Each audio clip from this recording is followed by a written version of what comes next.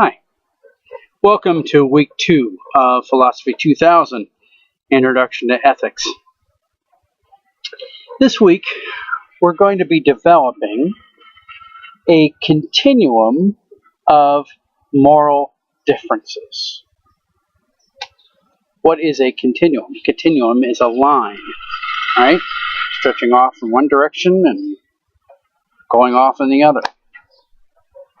Imagine this scenario, if you will. Come with me. Let's take a trip, field trip. Okay, here we are in my small town of Zelienople, and if you walk out onto the street and you can look down the street, go this way, and you can see that the street goes off down the lane, you see, and there's a stop sign there and car turning, right?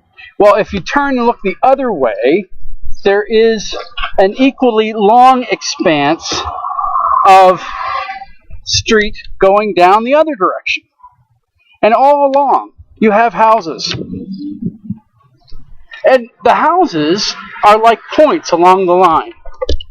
That's how you can think of this continuum. Now, instead of it being a small town neighborhood,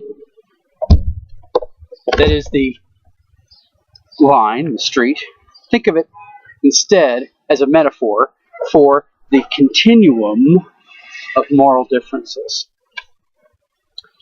At one end of the continuum is a world where there are no moral absolutes at all, no universal moral truth.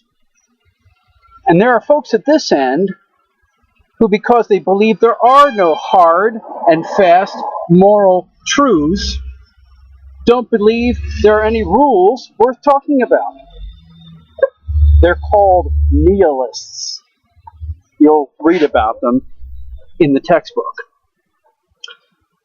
Of course, I wonder what nihilists who believe there are no rules do with stop signs, traffic lights. I mean, if there are no rules, why bother stopping? Well,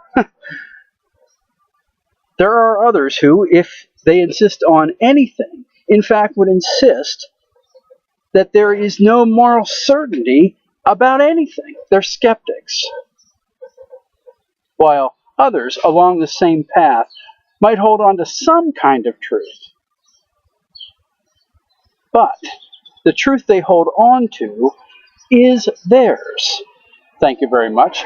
And it isn't very shareable. They're called subjectivists. Now, at the other end of our continuum is a world of pure moral absolutes, defined right and wrong, that is worth arguing rationally because, in fact, there is such a thing as moral truth, and it can be known and embraced. This moral truth, this moral code, is absolute. Folks at this end of the continuum are known as hard universalists. Now, along this end of the continuum, there are a group who, though perhaps a bit uncomfortable with the hardness and fastness of what the hard universalists hold, nevertheless believe there are some things that are truthful for all of us. Some things. Your author, Nina Rosenstein, calls these folks soft universalists. Well, those are the two ends. And then there's this huge vastness in the middle. Folks who are bumping and grinding their way along the path in the vast middle because in the practice of their moral life, quite frankly, it depends. These folks are often labeled ethical relativists, or certainly moral relativists, because in the practice of their moral values, ethics are relative to certain kinds of situations. It depends. Do you mean this or do you mean that? Are you talking about this kind of a circumstance or that kind of a circumstance? Are we talking about those people or are we talking about these people? And unless and until those things get figured out, their answers to certain moral questions are, it depends. There's a little chart of relativity in moral values I'm asking you to work through this week that makes this point. Don't miss it. We're going to participate in a process exploring cultural differences. You know the old adage, when in Rome, do as the Romans do? You know, I think there's some truth to that, because though I have never been to Rome, I've been in Great Britain, and if you try to walk across the street there the way you walk across the street here, you know how we look left, right, then left again? You're going to get killed in Great Britain doing that, because they drive on the opposite side of the road than we do. And therefore, we've got to look right, left, and then right again. So much depends on context in how we negotiate the world in which we live. And so context means everything. So we talk about those things this week. What's interesting in those different cultures and contexts is when they clash. What do we do? How do we resolve the issue? I have a short clip that I put up on your resources section. It's from a movie, an independent film. I like independent films, what can I say? And this one is set in the 17th century in what is today known as Quebec, Canada. Beautiful country.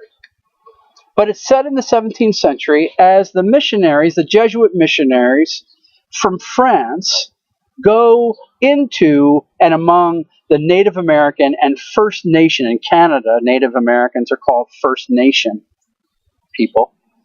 They go in and among those groups, both the Iroquois and the Huron, to bring their sense of Christianity and their values to these people.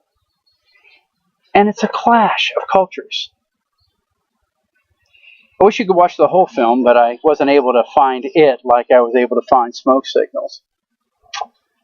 But there's a scene in this movie, it's called The Black Robe, and the priest, who is being led by a bunch of Iroquois up to be where the Hurons are, and they're a very warlike people, the Hurons are. The Iroquois have established some kind of a relationship with the French missionaries. Well, the priest, there's a scene between the priest and his Iroquois guides that is very illustrative of the differences of cultures. And I think it's a powerful illustration, and that's why I have it there for you, as we talk about ethical relativism and moral relativism. And that's why the clip is there. It serves as an illustration. What is an illustration? Illustration is a window through which the light shines, bringing illumination to the topic or the theme or the words. So the black robe is meant to be a good illustration for you for this week. This week, we distinguish between descriptive and normative ethical theories. And that's an important distinction. You'll look for it in the text. There will be one of those special boxes where the author talks about these things. But what is a descriptive ethical theory? Essentially, it is a theory that attempts to describe a particular state of affairs. That's it. And the theory proceeds from the fact that people do these things. Now, a normative theory is one where we put an overlay of value upon that which is being described. Not only is it this way, but we also should or ought to do this way. And it's the application of the should or the ought that shifts it from mere description to that which has some kind of normative value. They're important distinctions. We're going to see that especially true when we look at egoism and altruism in the next week. Be looking for that distinction between descriptive ethics, ethics which simply are describing the way things are, versus normative ethics, which try to compel us into adopting a should or an ought about these things. I have this paper up in the office. It's an old printed poster. And it shows a person sitting at a chair with a voluminous amount of paper just spilling out over like a cascading waterfall of notes, like to-do notes. And the person is scratching off furiously the next item on this enormous list. And at the bottom, in big graphics, are the words, "I will not should on myself today." SHOULD. I will not should on myself. We do that a lot, don't we? Shoulding on ourselves. Should we should on ourselves? Interesting question. In the discussion portion of our week this week, I am asking you to take a look at what the pragmatic philosopher William James once called this blooming, buzzing world. Actually, I want you to look at American life and culture to see what you think we are in America, and further what you think America is becoming in this political year as we explore ethical relativism in the context of multiculturalism in American life.